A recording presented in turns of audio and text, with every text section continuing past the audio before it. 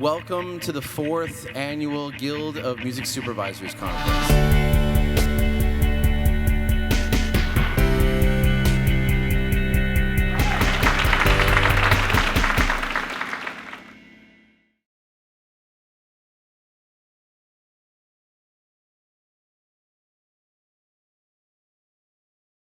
Hello everyone, welcome. My name is Sean Mulligan, this is Josh Marcy.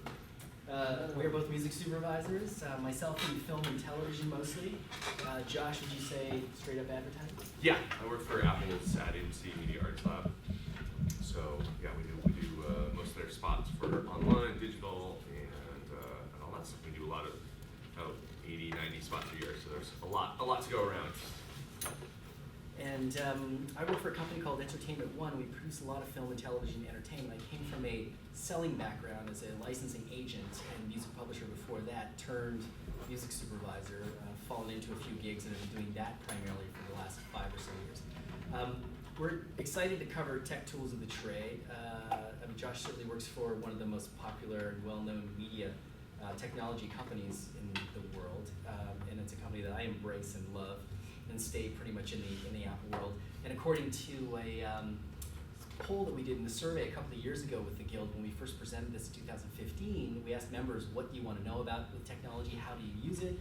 About 85% of the people, of several hundred, said they're using Mac. So there's sort of an emphasis on Mac technology, just being creators, and a lot of people tend to use that.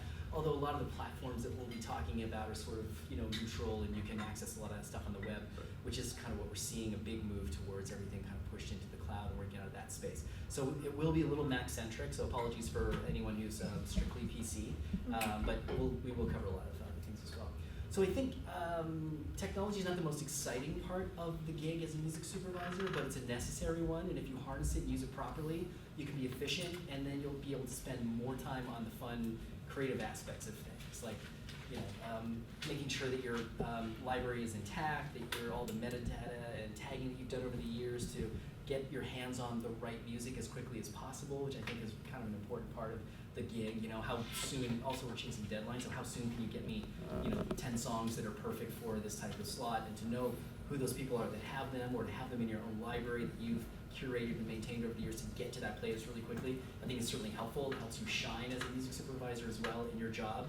And the more time that you can save, I think doing this shows the more professionalism and experience you might have. It's almost like, I think of it as like paying a lawyer. You pay someone $400 an hour and it takes them 10 hours, very expensive. If they're good, they can do it in an hour and you're actually saving money. So you kind of want to maximize that efficiency for not only the people that you're servicing and providing the services for, but also for yourself to free up more hours in the day, because goodness knows there's like no shortage of things to do, certainly as a supervisor. So let's jump right into it. You're probably working with a computer right now. It's a laptop. Hopefully it's something that's portable. You can move around and do work everywhere. If you're working with something old, you want to maximize it, bring it up to speed so it's working as fast for you as possible. So a couple of these things you can do, 2 simple tips that really help maximize the RAM capacity on the computer that you're working with, and also move your hard drives from HDD drives to SSD, solid state drives. And those are all standard now. All the new Macs have SSD drives, and a lot of what you paid for with the when you chase the newest is actually the processor speed, which the processors are already way overpowered. Thankfully, you can run Logic or things like that with no problem on a MacBook Air, and so really your money is better spent not necessarily on the fastest, newest processor, but on more RAM and more hard drive knowledge to make everything run a lot faster. And yeah, you always want to try to keep some room free. That's always the key, otherwise everything starts to go south. So. And that's for temp writing, because there's a lot of rewriting back and forth to the drives, so you can speed that up with fewer moving parts, that makes sense. And the prices come down. When we first presented this in 2015, 16 gig of RAM cost you $80, now it's like $20, and that's new. So you can find used RAM even for $12. Wow. Really worth it. You pop that in, it's usually pretty easy. You can access it if it's not soldered to the board in some systems. You can pop off the back or and just pop in the RAM, and you'll see an immediate upgrade on your speed. Same thing with the drives. Sometimes it takes about 45 seconds to boot a computer if it's using the HDD drives. These more of the flash type technology, the SSD drives, it's about 10 seconds. Yeah. So really worth it. Just a quick time savings there. There's some charts online. We just put together some of the reasons why it makes sense here. This is the value for the SSD drives, like the read times. Everything is faster. If you just look at the the green column there.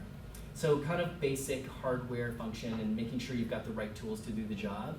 Another thing you're going to do as a music supervisor is amass a lot of music. If you're maintaining your own library, you're downloading a lot of files, you're hanging on to that stuff, you're adding all of your meta tagging and stuff like that, so you're responsible for keeping that on a drive. Your system drive might not have enough. Now that programs are more robust, a lot of stuff's being loaded onto the local system drive. So in this case, you're going to want to have another drive for your music. It's a good way to isolate that. Some people will get stuck by, I'll just get a 1 terabyte drive because it's a couple $100.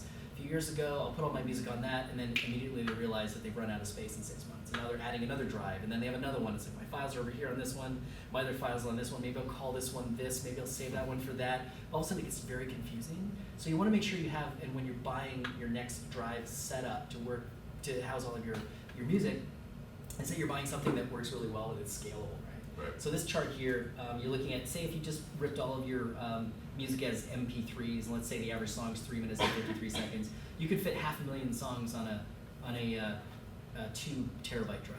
But nobody really does that because 128 sound kind of terrible, so 192 is more likely, and as you go up the scale, so you'll see, you really want to get a system that has enough capacity for the amount of music that you're going to have over time. And it's also, it takes a lot to copy all of those songs over. If you're, say, you've got a 1 terabyte drive and then you buy a 2 terabyte drive, so now you want to copy that over.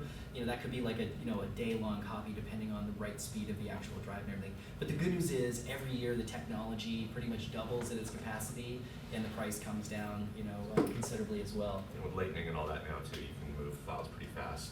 Great segue into our connections here too, Yeah. right? So over time, the technology changes, and you'll see we're sort of at USB-C right now is what drives are shipping with, and or a lot of the laptops are shipping with as well. And that's incredibly fast. You'll maybe recognize some of these connectors and how you're interfacing a lot of your systems. USB is probably the most common one. Now they have USB 3, 3.1, and the transfer rates are quicker on those. So if you look over time, we've had that 40 gigabits per second number is for Thunderbolt 3, which uses a USB-C connector.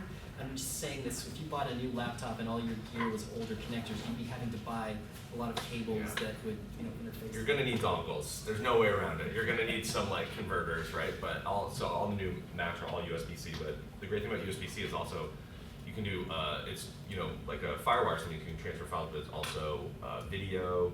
It has a lot of different functionalities. You can charge through it, you can do all sorts of other things. So that's why they're trying to sort of unify it rather than different cables for every different thing. It's like this one cable can sort of do all of it. So yeah, very helpful, and twice the speed that we've seen in the past. Which is when we're talking about that kind of transfer rates, we're talking about when you're flipping through music on your computer on an external drive and you're listening to a couple seconds and flipping to the next one in a couple seconds, it's going to play immediately. It's not going to be this kind of delay where you're waiting. So another element to help speed up your day and everything that you do. Okay, this is really important. It gets its own slide because not enough people pay attention to this. Data loss is crucial. I know so many music supervisors that have posted like Facebook or Sync This or something saying like, I lost all of my data. Does anybody know a good drive specialist? Where do I get one? You don't want to be in that situation. Drives will go down. I don't know, I've owned a lot of drives over the years. I've had a couple go sour on me here and there and try to recover as much as possible. It's so important to back everything up. Much like anybody else on other panels would tell you to put your name on it if you're submitting music to a music supervisor, back up your system as one as a supervisor. I think we should be telling everybody else. And you can just really simply too, I'll copy my the iTunes library file, right, which just has all the playlists, it has all the metadata, even if it's not the files themselves. I'll just back that up every month so that even if I lost the files, the work, right, of actually putting these songs in playlists, I could still look back at, even if I didn't have the songs themselves. At least I know what I pitched and what it was, So, and that's not more than 10, 20 megabytes. So I'll just put that somewhere on the cloud, something like that, so it's off the computer and safe. And those playlists, I mean, you think about the hours and time it takes to curate that and the knowledge and experience. I mean, that's what they pay us for. That's the whole thing, right? Is the playlist. So if you can save those, that's the whole thing. Yeah, that is huge. This is a very simple setup here. Just if you're a single user, maybe you've got an external system drive that you'll back up your files to, that Josh was saying, or maybe you've got a separate media drive, which is it says in brackets there RAID. RAID stands for Random Array of Independent Drives. So in that case, you're looking at 4 hard drives all working together, and there's a couple of different systems. You can have all 4 having duplicate information, so if one goes bad, at least you've got it on 3 other drives. So that's some pretty serious redundancy, but at least your data is protected 4 times over, or you can have them all working in unison, so it becomes, say they're all 1 terabyte drives, you would have 4 terabytes complete, and it writes the data on the different drives, kind of breaks it up, so if you get one spot that goes down, there's always bad sectors that happen on drives. They even ship with bad sectors. Does a first rewrite and says, all right, what's bad about this? Great, we'll just won't write to those areas, and reserves the good stuff, but over time it can deconstruct. So you're protecting yourself with a lot of redundancy here, which is really all what backup is. And then you'd have a backup for your media rate drive as well. So backups for backups for backups. That's an okay system. It's even better when you automate it, a set it and forget it scenario, where you have something like in the OS for Mac, you've got Time Machine, and like every day it does incremental backups. So if there's something that's untouched, it's not duplicating that file over and over again and wasting and taking up all your space, right? Yeah. You just leave it, and every couple of hours it goes through and a couple new files. Let me just add that. And the other thing that's great is through Time Machine is you can go to snapshots if you happen to be looking for files that maybe were deleted at some point. You can also do it manually too. Yeah. You can just go into the preferences and do an automatically Time Machine backup. And then the cool thing is once you have that backup too, if you got a new computer, you can fire a new computer from whatever you had in Time Machine. It'll be like the whole thing's ported over, basically rebuilds the whole computer with everything you had. So yeah, I spilled a coffee in my keyboard a couple of months back, but because I had the backups and everything, I just sent it off to get it fixed. I had a little Mac Mini that I'd been using at home. I just brought that into the office, did a restore onto that from my system. Everything worked great. It was like back to normal. And then when I got the new computer back, I just did the restore again, and I was up and running. So it's like you're interrupted for the time it takes to copy the files over, reboot, which was about an hour and a half or 2 hours. It's a lot of files for my system, which isn't huge, but it meant that I wasn't out for a couple of weeks or something like that. Still had all those deadlines that I need to chase. So making sure that you're not being interrupted in your work and protecting yourself is important. There's a couple of cool programs here that are really helpful. They're not very expensive. There's like a one-time fee, you get a certain amount of upgrades for those, but you can schedule backups with those. You can say, I just want these files from this folder to go to this drive, and then I want these files from these folders to go to that drive. So you get fairly complicated protection and backup for your system that will also automate. So that's just doing backups on a regular basis. And again, that also preserves newer files. So much like what Apple has built into the OS, there's a few other programs that provide additional functionality for more external drives and things like that. Carbon Copy Cloner has a lot more just functions as well. Like Time Machine's pretty basic. It's just like copy this to there, and it just does the whole thing. Whereas Carbon Copy Cloner, you have a lot of options about you can back up just specific folders, for instance, and things like that if you want. So that can be really helpful. Very helpful. This is a more sophisticated system here. So you've got a media RAID drive. Let's say that's all of your audio files and video files that you're using. That gets backed up automatically through like a Carbon Copy Cloner type program. Then you've got your system backup drive, which could be run by Time Machine. You can have them both working at the same time.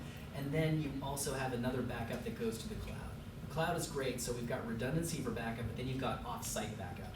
So if something happens in the location where all your local drives are, you would still have a copy in the cloud somewhere. Someone else would be holding on to for you as well.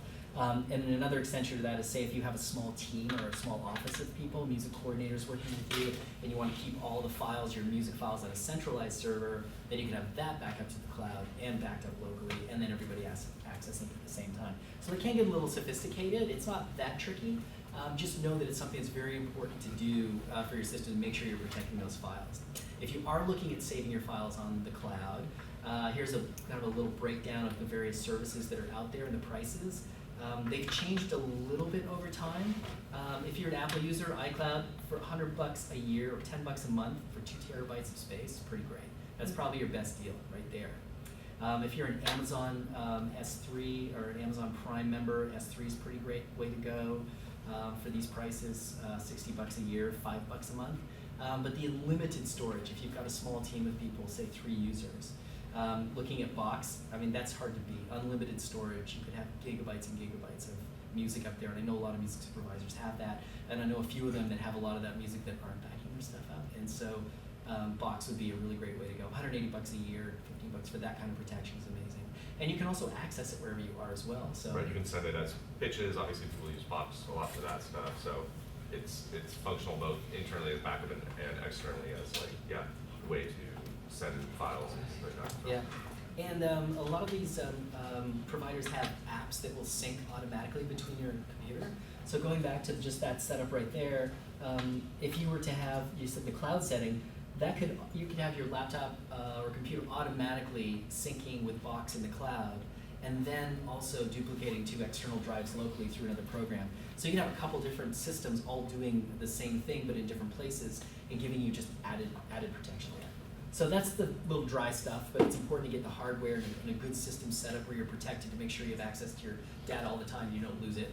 Additionally, you might be working with teams of people. This is where it can get a little bit more fun with project management and team communications. I'm happy with Messenger. Josh uses Messenger with the teams as well. It's built into the OS for us. It syncs to the phone, which is great.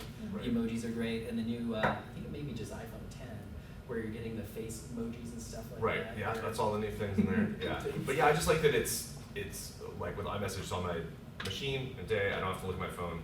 We just text. It's text. You can have text go there too. And then as soon as I'm done, it's like been backed up. It's doing it across all my devices.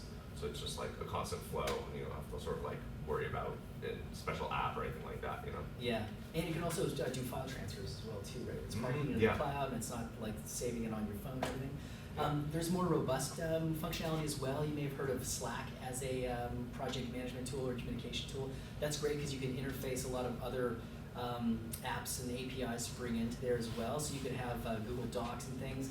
I'll just flip over to our Slack here, which is what our team uses, and it's basically a little window that you have resize. I've got a few different teams here. This is our eOne team in New York, but I've got our Los Angeles team here as well. And they have different channels where you can just create themes for subject matter that you want to be talking about. Everything's parked there. You can share it with a number of different people. I've got direct messages with these guys. And then if I go to general info, they're just, you can track everything that's happening with everybody, and you can post, if I go to Office, I've posted our conference call setting for international numbers if we want it, and that's pinned to the top there. So we just have a lot of back and forth in communication one place. Park documents there. There's another one, Basecamp, that's similar, and Asana is another one that sort of tracks to-dos for everybody if you're working with teams. I just want to give you a basic overview. We're not endorsing any of these. We're saying sort of these are out there, something to explore and have some fun with, or that you might come across if you start working with other teams there as well. Here's another thing you can really do with your system. So if you're working on a music supervision project and you're using the same sort of folder structure over and over again, just a tip is that you can take that and copy the same structure, so you're not having to recreate all of those folders all the time. So if I go to Finder here, and you see that I've got my folders window, I can go and grab this, and if I do another option copy, I can create the entire folder structure again, and it's empty. So I don't have to create all these separate, boom, boom, boom. So What was the shortcut?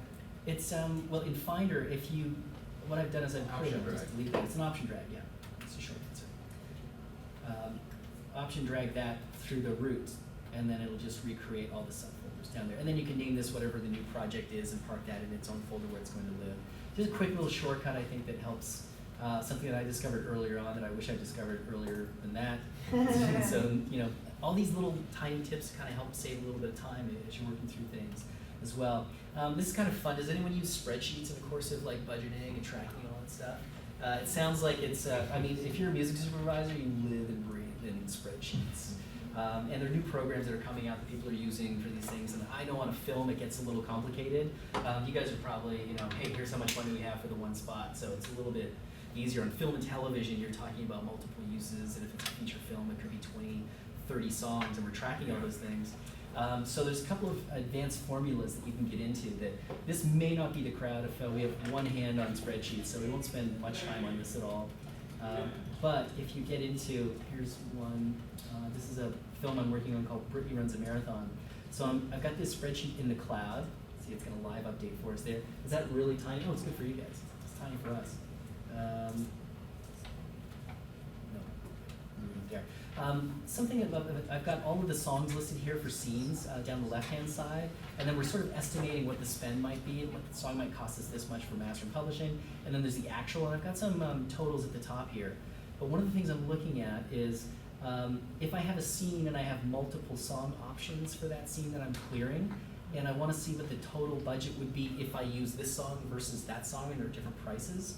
I have a column here, see that I've created, that if it has a yes, a little Y in there, it does something else. It takes this number and it adds it at the top of that column and that column. And so for the various total here, you'll see this formula, sum if, instead of just add these up, only add them up if you find a Y in the C column.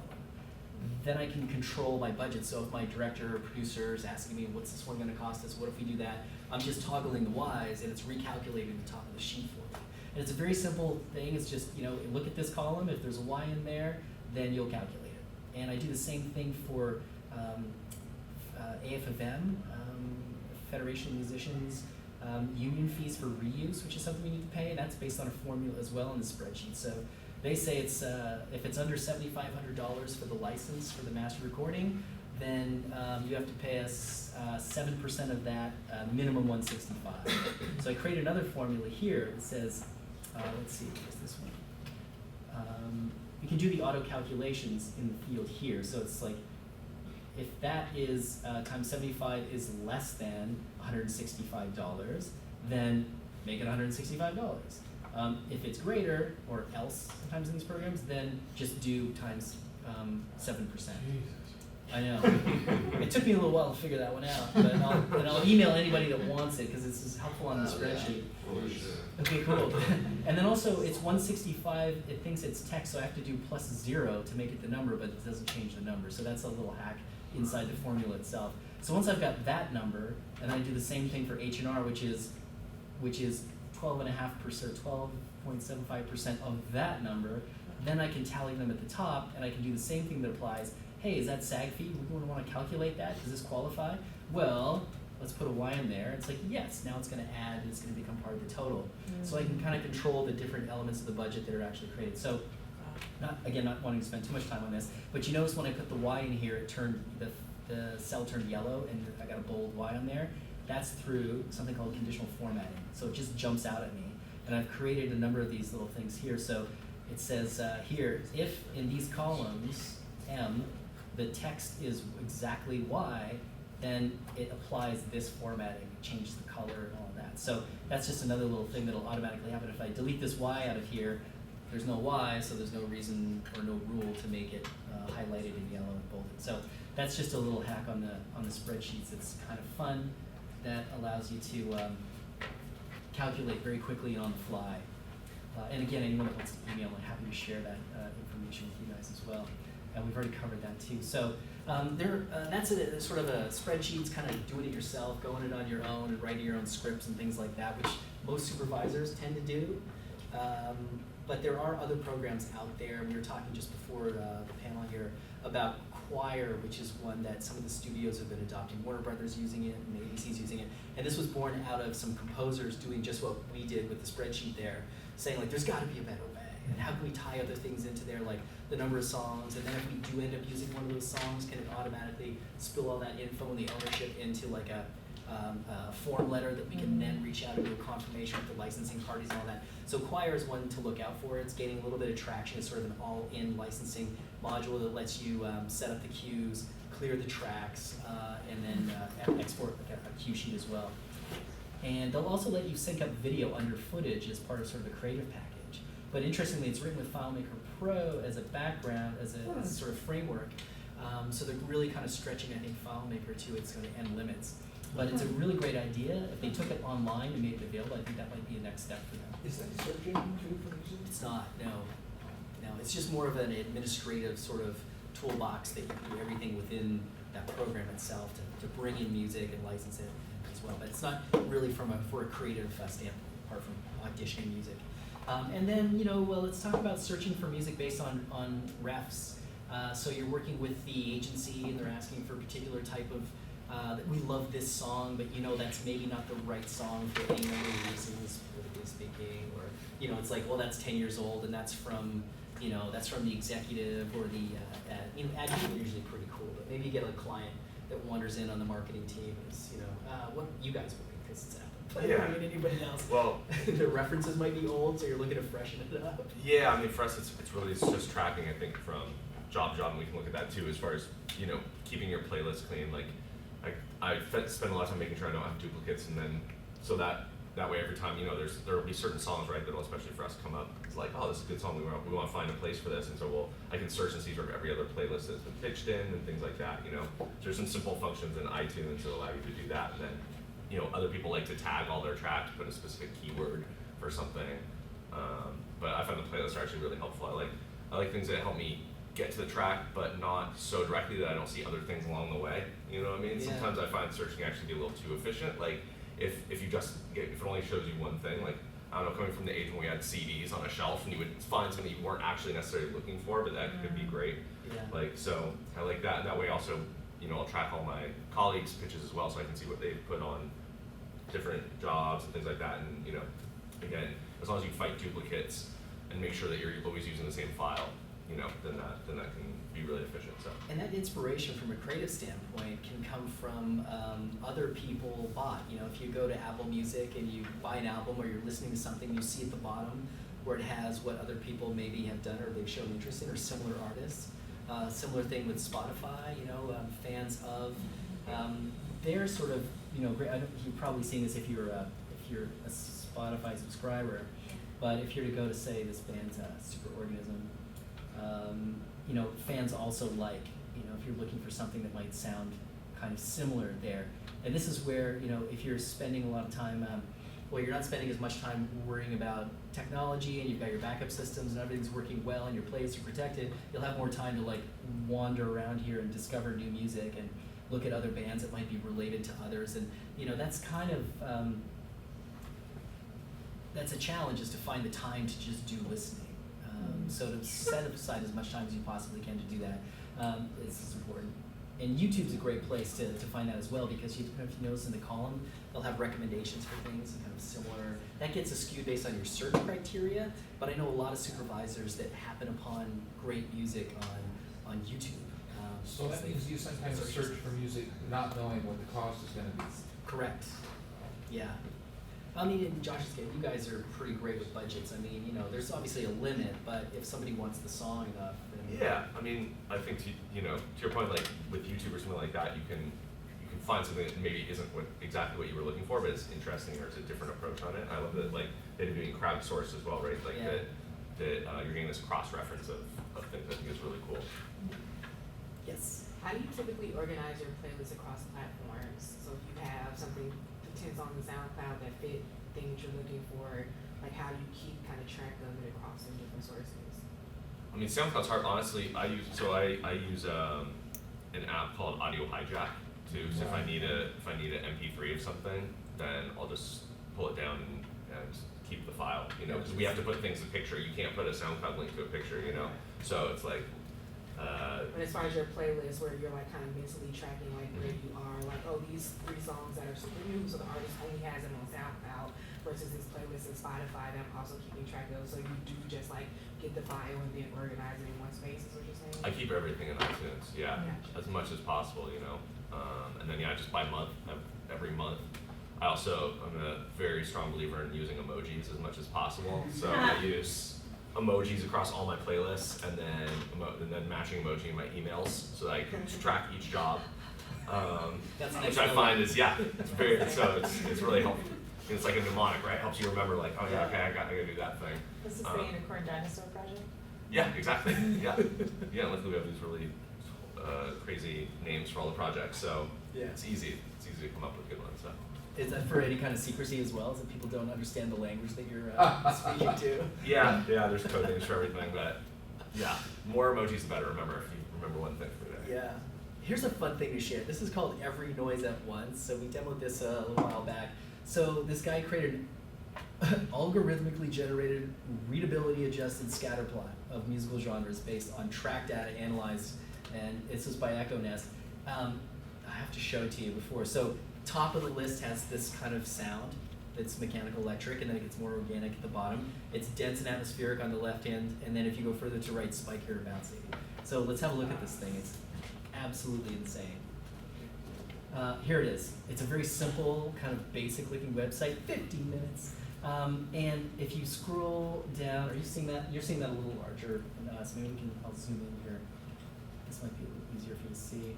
Hard techno, obviously, that makes sense. That's fairly mechanical. As you scroll down, you're seeing electro house, okay, Italian disco, deep tropical house. If you have any question about, I don't know how loud the speakers are going to be here, but let me just check this down here. So let's have I know, bro step. That sounds like fun.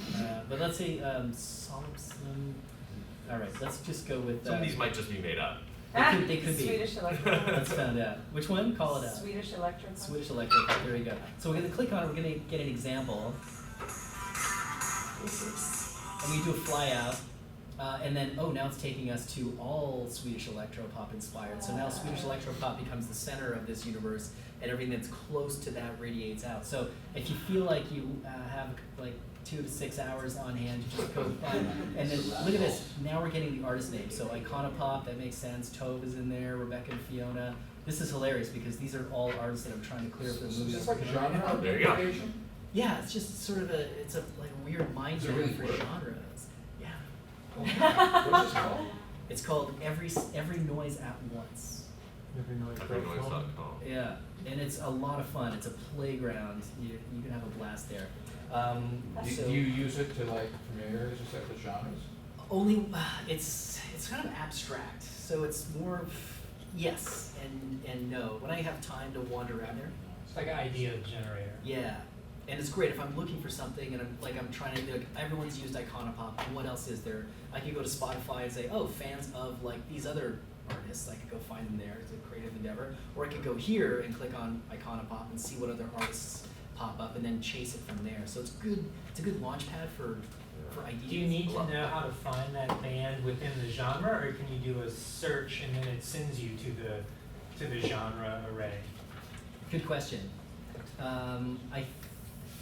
So somebody took us to artists in this particular one here, and I don't see a search element. I've always just like, as a launching pad, Yeah. clicked on the artist and Like just kept looking it at your going. So CDs on the wall. yeah, That's that's right. it. I mean, the whole thing, it's all just finding ways that you can like pull a thread and start pulling ideas loose. You know, that's it. So You if I want to wanted play, to know you what need a place to Chicago start. house was, I could actually go on that and it would give me an example of Chicago Exactly. house. Yeah, there's an audio to play it, and then if you click through, then it would say this is everything else that's similar to Chicago House. If you wanted to go more mechanical than that, you go up. If you wanted to go more soft and organic, you go down.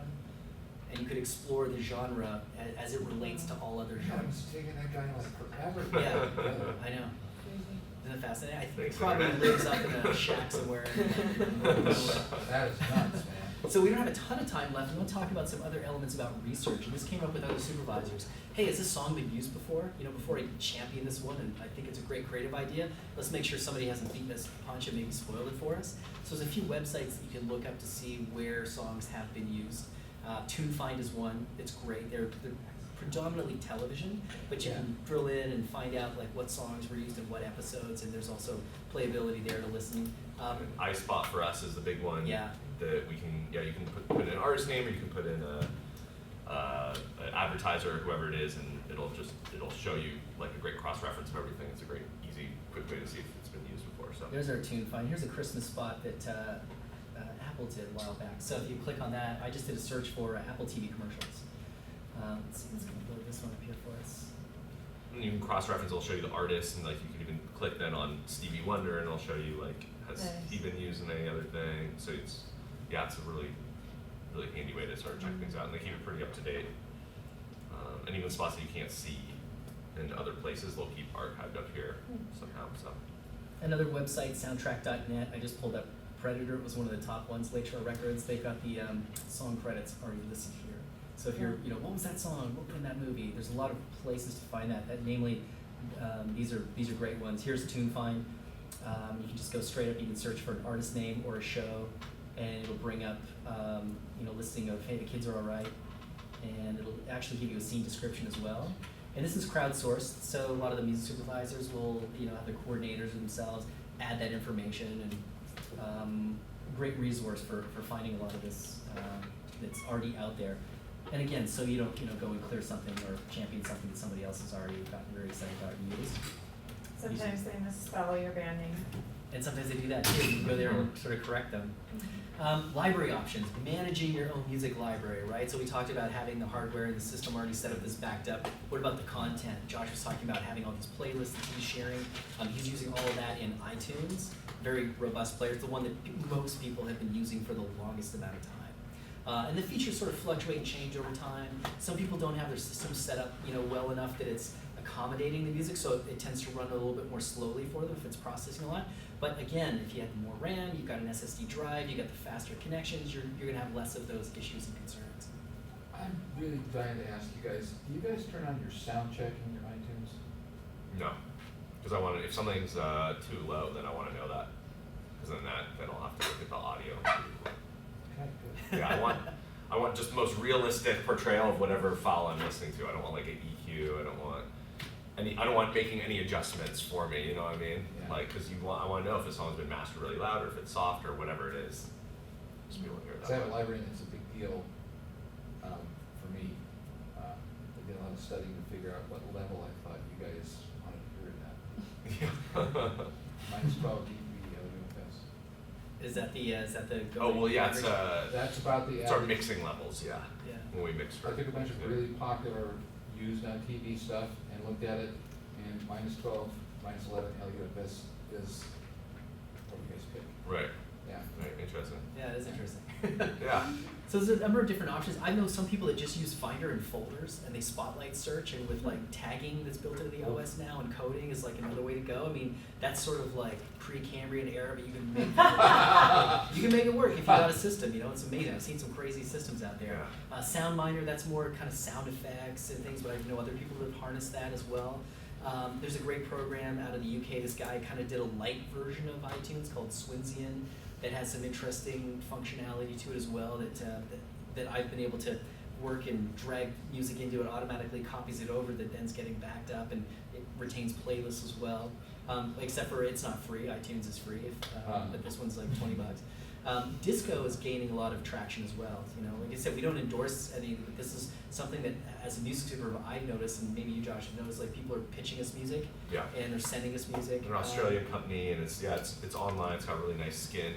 You can look through the waveform, like usability and all that. It's definitely my favorite of the different things out there. And you can do just a quick click download for zip for all the files, or you can hand select the files that you want. It gives you options to download WAV files or the MP3s. And a lot of music supervisors are starting to use it as well, because you can offer a link for drag and drop. So they'll send out a search to a number of people, and the licensors will add the music, and then you just check into your Disco account. It's all sitting there waiting for you, uploaded, has everyone's contact information attached as well, and you can just go and listen online for all that stuff. I was also going to mention at this point, like, I know if anyone here uses Apple Music or is afraid to use it because of have the problems with the cloud and all that.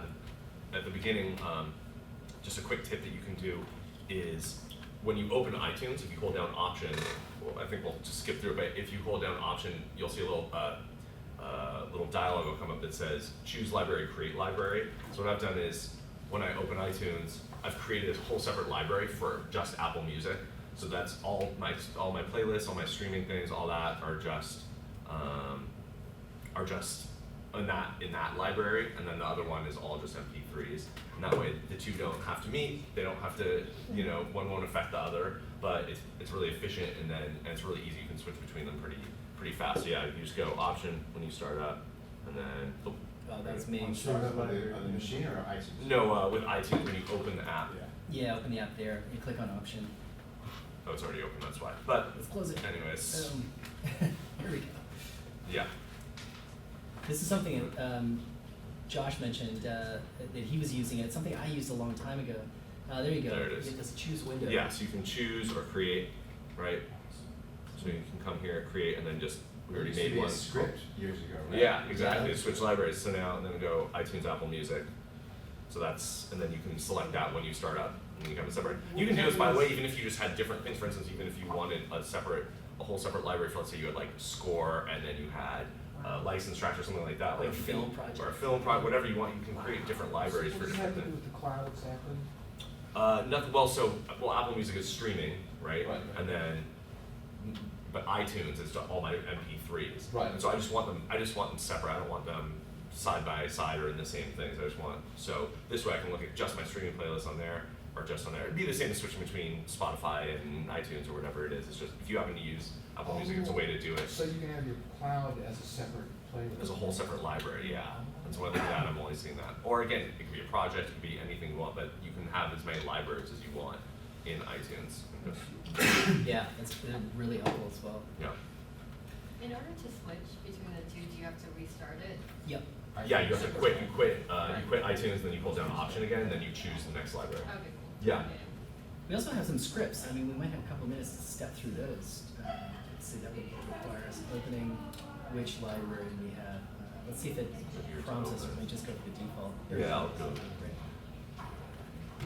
So yeah, so these are the, there's a great website called Doug's iTunes Scripts, and if you're looking to like, just again, keep your sanity and keep everything together, you know, we get files in a lot of different ways. Sometimes people just put the track number in the file name, but it's not actually in populating the ID3 data, for instance. So there's things like that where you can put track prefix to track number, for instance. It's a little thing, but it happens enough that it's like really nice to have.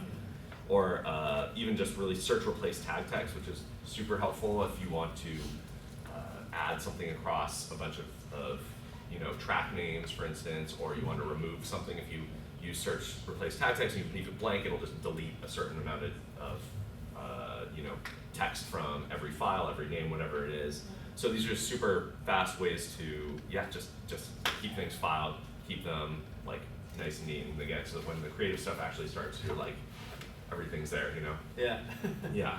All big time savers. Yeah, depending how OCD you are, you can really get into it.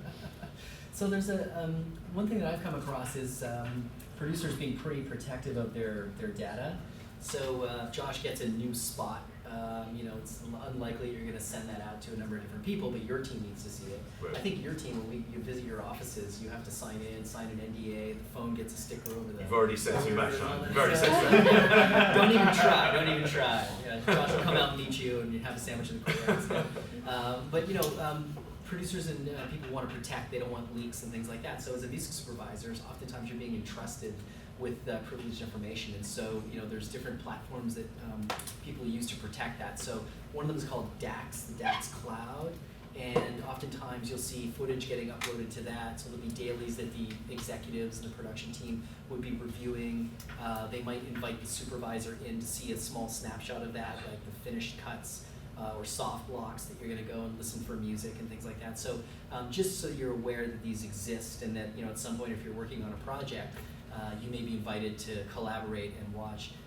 Frame.io is another one that's very similar to DAX that just posts footage, but it's collaborative, so you can add comments. So you know, one team may have protected comments where they're talking about the performance of the actors or something like that, or the edit and changes to that, whereas the music team, you know, we'd be talking and having that conversation about musical elements as well and separate, but you have full control over that suite. So you'll be invited to some of that stuff. Frankie is interesting because we've used that for television for spotting.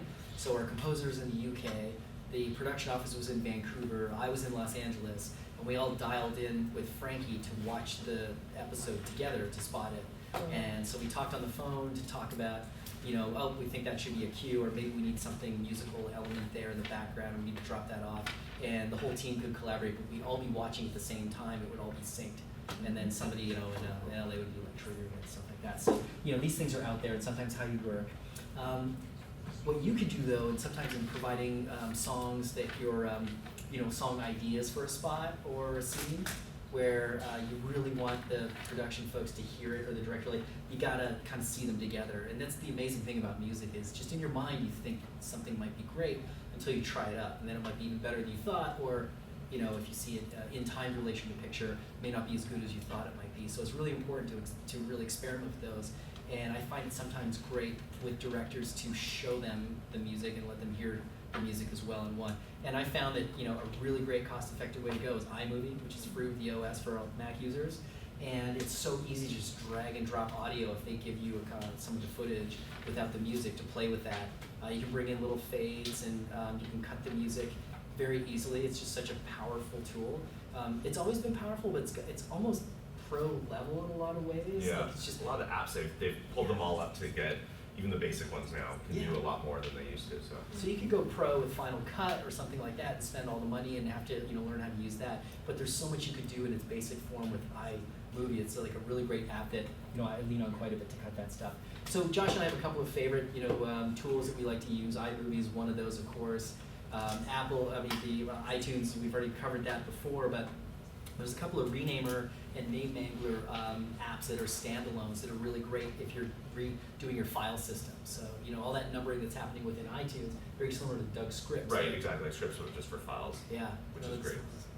Jump Cut I love, which is something that's an old little program, but it just sits up in the top and it records every time you copy something to the clipboard. I do so much copying. Or if I'm drafting an email and I need to abandon it, instead of saving, I'll copy the text, come back to it. It's sitting there in cache up there. And so then you can go and repaste it in something that you need. I find myself pasting a lot. Or if I find something I paste a lot, I'll do predictive type, or what is it called in iOS, where you type something, it finishes the rest of it for you. Oh yeah, you put it in predictive text or typing, something something. like that. Yeah. Yeah, I set up a bunch of those. So it's like, dear licensor, thank you for the music, and blah blah blah blah blah. You can do something that based on dear, and then do an underscore character or something like that that'll like fill in the rest. I have a lunch meeting spot that I go to all the time. So instead of typing the address, it's like commissary at the Line Hotel. I'll type com and then underscore, and then it knows to fill in the rest. And you can have multiple lines and carriage returns and all kinds of stuff. You can have a Magna Carta that gets That's pasted. all with Jump Cut. Yeah, well, with Jump Cut and also in the OS. So this one that I'm using is Jump Cut's up here, it just sits there. So this is the last stuff that I was using. If I Basecamp, I click that, it'll paste it wherever I'm at. Yeah. But if you go into, let's go right, into System Prefs, and you go to, let's see, I think we blew our minute, but give us 1 second. we are almost Looking for your sign that says you're done, it's over. Yeah, you actually You're like, you have to go into Just my keyboard hand. of all places in System Prefs, your keyboard, and then you go to text, and then you have all of the text here, these shortcuts. So for me, so if I go to my address at the office, I go 4201 and then I do an underscore, then it types, and I'll show you. How do you activate it? It's so if you go into System Settings and go to Keyboard and go to Text, and you can just add a bunch of them in here. Largemont Bungalow, that's gone. I can delete that. That's gone. But if I type something, where's it good? If I start a Word doc here. it'll just work across any. Yeah, because it's part of the, really the OS, right? So if I type 4201 underscore, no, it's not gonna work in here. I have to do it in mail. It will, yeah, that's it. It'll type the rest. So it doesn't do it in actual Word. Maybe it's because of Microsoft product, maybe. Yeah. Some of your knows that as. Yeah. Yeah. That's right. So I know that that's a whirlwind of what we covered. We've kind of like just glossed over all the stuff that's out there technologically speaking. Maybe it's food for thought, more to research, but we're reachable out there as well. So I invite anyone who wants to pick our brains a little bit more to reach out to us, and we'll be there for you. Hey, Christian. Thanks, guys. Thanks, everyone.